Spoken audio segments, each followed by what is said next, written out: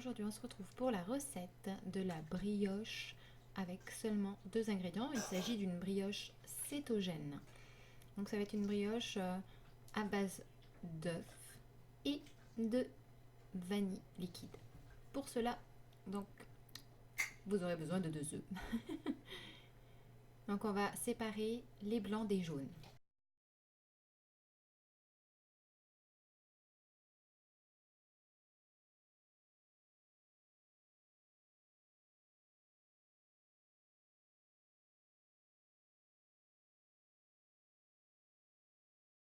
Puis nous allons commencer par battre les blancs en neige bien ferme.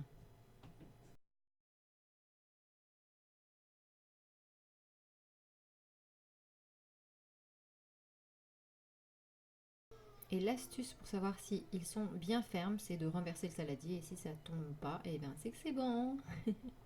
Je viens ensuite ajouter une pincée de sel et environ une cuillère à soupe d'extrait de vanille liquide. Je viens battre à nouveau un petit coup. Puis j'ajoute à ça les jaunes d'œufs que j'ai battus au préalable, pour enfin mélanger le tout à l'aide d'une maryse, délicatement. Et je viens verser le tout dans un moule à pain que j'ai recouvert de papier sulfurisé. Et pour que ce papier sulfurisé adhère au moule, je mouille le moule légèrement. Voilà, c'est la petite astuce.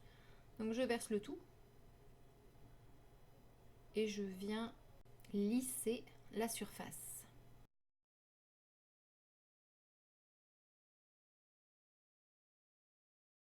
J'ai fait préchauffer mon four à 150 degrés pendant 10 minutes. Et maintenant, je vais mettre ma petite brioche dedans pendant 20 minutes à 175 degrés. Tadam! Voilà le résultat. Donc c'est parfait. Donc là, vous allez pouvoir retirer la brioche à l'aide du papier sulfurisé. Ça se retire sans problème. Et vous allez décoller de la brioche tout doucement. La brioche va s'affaisser, c'est normal. Elle n'aura pas l'aspect d'une brioche telle que vous avez l'habitude d'en faire ou d'en manger. Le but ici était de proposer une alternative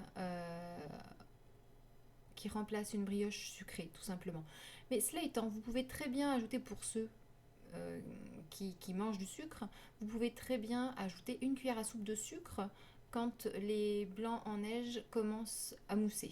Voilà, si vous voulez qu'elle soit légèrement sucrée. Mais c'est pas nécessaire. La vanille joue ce rôle pour moi. Le sucre ne manque pas grâce à elle. Donc là voilà, c'est démoulé. Je la retourne, je vais la laisser refroidir parce que c'est délicieux froid. Froid, je me comprends. À température ambiante, là, on la laisse refroidir. C'est une brioche qui convient parfaitement pour un régime cétogène. Elle a été créée pour ça. Je voulais remplacer le toast, la brioche ou même le pain par cette recette-là. Voilà. Elle s'adapte vraiment autant au sucré qu'au salé. Voilà. Moi j'ai décidé de l'appeler brioche. Voilà.